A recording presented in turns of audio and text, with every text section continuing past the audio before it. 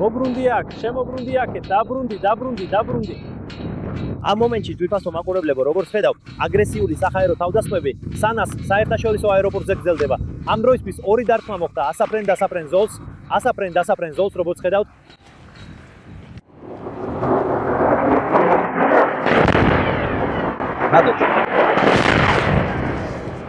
საუდის არაბეთი ომსეთი ომს უსირანს, მას შემდეგ რაც დაბომბა იემენის საერთაშორისო აეროპორტი, როდესაც ირანული ავიაკომპანია მაჰან ეარის თვითმფრინავი ცდილობდა ჰუსიტების მიერ კონტროლირებად ტერიტორიაზე დაეგრუნებინა დელეგაცია, რომელიც თეირანში უმაღლესი ლიდერის ალი ხამენეის დაკრძალვაში მონაწილეობდა.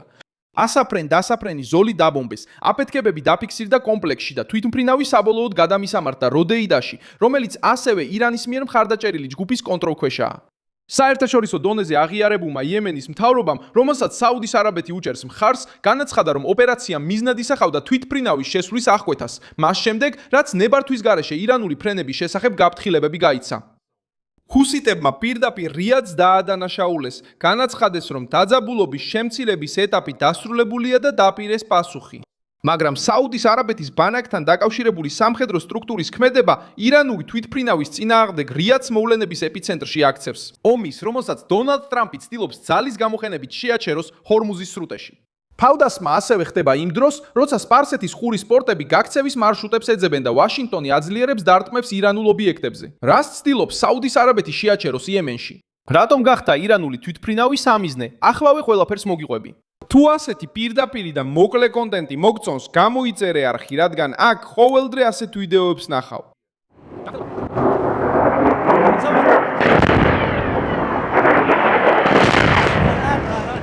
შემდეგი გამოიწერეთ არხი და ჩართეთ ზარის ვილაგი, რომ მიიღოთ შეტყობინებები. შემდეგი ცენტრი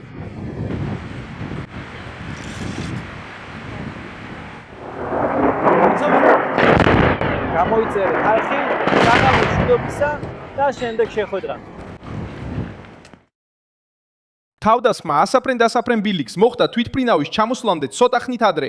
ჰუსიტების არხმა ხულთ ალმაზირამ გაავრცელა კადრები, სადაც ჩანს, როგორ მოხდა ჭურვი აეროპორტის ტერიტორიას და მალევე ძლიერი აფეთქება მოხდა.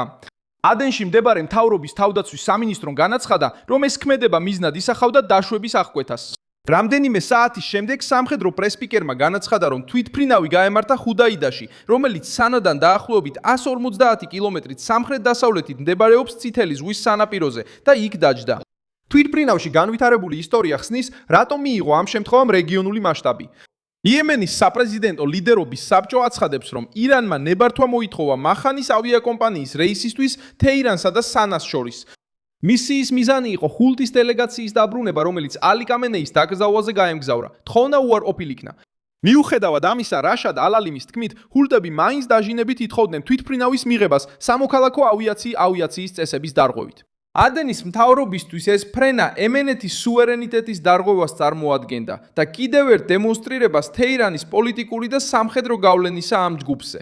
ბრძოლა ისრაელისთვის, ბრძოლა ისლამისთვის. ამგვარად, ეხლა ვაცხადებთ, სწორედ იმ მომენტში, როცა მივედით ალ-ხუდაიდას აეროპორტში და თვითმფრინავი ჩვენს ხელში დაეშვა. ამ დროს მტრის ავიაციამ დააბომბა სანას აეროპორტი ახლოს. 6 საჰაერო იერიში, რამაც აიძულა პილოტი აეღო სიმაღლე და გადახრილიყო ალ-ხუდაიდას მიმართულებით. როგორც ადრე შევნიშნეთ, სალამ ალეიქუმ. ეს მოგზაურობა იყო ერთ-ერთი იმ ცვლილებათაგან გერმანიაში, რომელიც არ იყო ნაკლები. თავდაცვის მინისტრმა გენერალმა თაჰერ ალ-აკილიმ თავდასხმებამდე განაცხადა, რომ დიპლომატიური მცდელობები ირანული თვითმფრინავების დაუშვებელი ფრენების აღსაკვეთად ამოიწურა. მან გააფრთხილა, რომ ნებისმიერი მტულად განწყობილი თვითმფრინავი არსებული საშუალებებით იქნება მოგერიებული. ამ განცხადებას მოჰყვა ასაფრენ-დასაფრენი ბილიკის დაბომბვა. ეს არ ყოფილა იდენტიფიკაციის შეცდომა. იყო შეგნებული გადაწყვეტილება, დაბლოკილიყო საჰაერო დერეფანი, რომელსაც ირანი იყენებდა ხუთების მიერ კონტროლირებად რეგიონში მისასვლელად და ხულციც. იახია სარე, ჰუთების სამხედრო სპიკერი, საუდის არაბეთს თავდასხმების განხორციელებაში ადანაშაულებს და ამ ქმედებას ღია აგრესიას უწოდებს. მან განაცხადა, რომ დაძაბულობის შემცირების პერიოდი დასრულდა და რომ ერ-რიადი შედეგებს შეეჯახება. საუდის არაბეთის მთავრობამ დაუყო პასუხი, მაგრამ ოპერაციას, რომელიც მთავრობამ აიღო საკუთარ თავზე, ერ-რიადი უჭერს მხარს და ირანული თვითმფრინავების შესვლას საფრანგეთისთვის საფრთხედ მიიჩნევს. იემენის სუვერენიტეტი მათთვის მნიშვნელობას არ წარმოადგენს. ალლა იუდინესია, სიკვდილი ამერიკას, სიკვდილი ისრაელს, წყევლა ებრაელებს, გამარჯვება ისლამს და ირანული თვითმფრინავი ჰოდეიდას ქალაქში გადაიყვანეს. ალლა იუდინესია, სიკვდილი ამერიკას, სიკვდილი ისრაელს, წყევლა ებრაელებს, გამარჯვება ისრაელზე, წყევლა ებრაელებს, გამარჯვება, გამარჯვება ჩემო ძვირფასებო. საფრანგეთს იემენის სუვერენიტეტი არ ადარებს. საუდიტებსა და ჰუთებს შორის შედარებითი სიმშვიდის წლების შემდეგ ეს თავდასხმა ხელახლა ხსნის ფრონტს, რომელიც კვლავ შეიძლება მიიყვანოს რაკეტები და დრონები საუდის ქალაქებთან, აეროპორტებთან, პორტებთან და ენერგეტიკულ ობიექტებთან ახლოს. დაძაბულობა უკვე გაიზარდა ივლისის დასაწყისში, როდესაც ჰუთებმა დაადანაშაულეს საუდის ავიაცია ირანის კიდევ ერთი საჰაერო ოპერაციის შეჩერების მცდელობაში სანას მახლობლად. ეხლა ასაფრენ-დასაფრენი ბილიკი დაზიანდა და იემენის ყველა აეროპორტი დროებით დაიხურა. საერთაშორისო დონეზე აღიარებულ ხელისუფლებასთან დაკავშირებული ორგანოების მიერ იემენის საჰაერო სივრცე აქტიურ ბარიერად იქცა ირანის გადაადგილების წინააღმდეგ. ჰას გრუნბერგმა გაერო სპეციალურმა წარმომადგენელმა იემენში გააფრთხილა უფრო ფართო ესკალაციის რისკზე და დიალოგისკენ მოუწოდა, რათა შენარჩუნდეს ის შედარებითი სიმშვიდე, რაც 2022 წლიდან არსებობს. ზავი დიდწილად შეაჩერა პირდაპირი შეტევები საუდის არაბეთის ხელმძღვანელობით მოქმედ კოალიციასა და ჰუთებს შორის, მაგრამ ომი არ დასრულებულა. ჯგუფი შეიარაღებული დარჩა, შეინარჩუნა სანაზე კონტროლი და გააძლიერა კავშირი თეირანთან. დედაქალაქის მთავარ აეროპორტზე თავდასხმა ამ მყიფე ბალანსზე ზეწოლას ახდენს. იემენში ესკალაცია ხდება იმ დროს, როცა დონალდ ტრამპი ჰორმუზის სრუტეში ირანზე ზეწოლას ზრდის. შეერთებული შტატების პრეზიდენტმა გამოაცხადა ირანულ გემებზე საზღვაო ბლოკადის აღდგენა და განაცხადა, რომ ვაშინგტონი რეგიონში გამავალი ტვირთებიდან 20%-ს აიღებს, რათა მარშრუტის უსაფრთხოების დაფინანსება უზრუნველყოს. ტრამპმა განაცხადა, რომ შეერთებული შტატები ჰორმუზის სრუტის მცველის როლს შეასრულებს და ირანი დაადანაშაულა იმ შეთანხმების დარღვევაში, რომელიც წინა თვეში იქნა მიღწეული. რევოლუციურმა გვარდიამ უპასუხა, რომ მოძრაობა მხოლოდ მაშინ დაუბრუნდება ნორმალურ რეჟიმს, როცა ამერიკული ჩარევები დასრულდება და გააფრთხილა, რომ ნავთობისა და გაზის სექტორში ახალი რისკები არსებობს.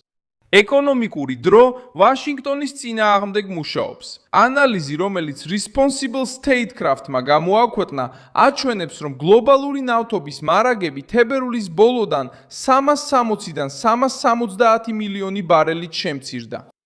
ხოლო დაახლოებით 21 მილიონი ბარელი არდგა ვაშინგტონსა და თეირანს შორის შეთანხმების შემდეგ, რაც მხოლოდ წინა შემცირების 5%-ს შეადგენს. ამერიკის სტრატეგიული რეზერვით შემცირდა დაახლოებით 415 მილიონიდან 330-325 მილიონ ბარელამდე, ანუ 177 მილიონი ბარელით. ნედლი ნავთობის, ბენზინისა და დისტილატების კომერციული მარაგები კვლავაც ბოლო 5 წლის სეზონურ საშუალო მაჩვენებელზე დაბალია. შეერთებული შტატები დაახლოებით 4 თვეში შუალედურ არჩევნებს ატარებს. ნავთობის ფასის ახალი მკვეთრი ზრდა პირდაპირ აისახება ბენზინის, საკვების, ბილეთების, ტრანსპორტისა და ენერგიის ფასებზე საარჩევნო კამპანიის პერიოდში. დონალდ ტრამპს შეუძლია მეტი თავდასხმა ბრძანოს და საზღვაო დაცვა გააძლიეროს, მაგრამ მას სწრაფი შედეგი სჭირდება. რაც უფრო მეტად ვრცელდება კონფლიქტი იემენში, სპარსეთის ყურის ბაზებსა და სავაჭრო მარშრუტებზე, მით უფრო მაღალი ხდება პოლიტიკური ფასი შეერთებულ შტატებში.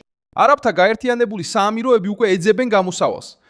DP World გეგმავს ახალი მრავალფუნქციური პორტისა და კონტეინერების ტერმინალის აშენებას ფუჯაირაში, აღმოსავლეთ სანაპიროზე, როგორც ამის შესახებ ინფორმაცია გამოაქვეყნა Financial Times-მა და გაავრცელა Facebook-მა. პროექტი საშუალებას მისცემს ტვირთების მირებას, ჰორმუზის სრუტის მირმა და პროდუქციის მიწოდებას, სახმელეთო გზით დუბაიში და სხვა მიმართულებებში. მიუხედავად ამისა, ინიციატივა აჩვენებს შიშს ხანგრძლივი შეფერხების მიმართ სპარსეთის ყურეში, რადგან ჯებელ-ალი დამოკიდებულია ირანის მიერ მუქარის ქვეშ მყოფ სრუტის გავლით სვდომაზე. ამავე დროს შეერთებული შტატების ცენტრალურმა სარდლობამ განაცხადა, რომ 3 უპილოტო ზედაპირული აპარატი ქორსერმა დაარტყა სარემონტო ობიექტს. სუბმარინებისა და გემების სარემონტო ბაზაზე ბანდარ-აბასში ამერიკული სარდლობის მიხედვით ეს იყო პირველი შემთხვევა, როდესაც შეერთებულმა შტატებმა საზღვაო დრონები გამოიყენა ბრძოლაში. შეერთებული შტატები ზეწოლას ახდენს ირანის სამხედრო ინფრასტრუქტურაზე და ცდილობს ჰორმუზის სრუტე ღია დარჩეს. იემენის მთავრობა, რომელსაც მხარს უჭერს რიადი, უშლის ირანულ თვითმფრინავებს სანაში ჩასვლას. ემირატები ეძებენ ახალ სავაჭრო მარშრუტებს. ირანი ინარჩუნებს ჰუსიტებს ძალად, რომელსაც შეუძლია წითელი ზღვისა და საუდის არაბეთის დამუქრება. დიდი მადლობა, რომ ეს ვიდეო ბოლომდე ნახეთ. მხარი დაუჭირეთ ჩვენს პროექტს და ფინანსურად დაგვეხმარეთ იმ ფიქსის გასაღებით, რომელიც თქვენს ეკრანზე ჩანს. ჩვენ ვართ დამოუკიდებელი არხი, რომელიც მიზნად ისახავს თქვენთვის სიმართლის მიწოდებას. თქვენი წვლილი გვეხმარება, რომ საქმიანობა გავაგრძელოთ.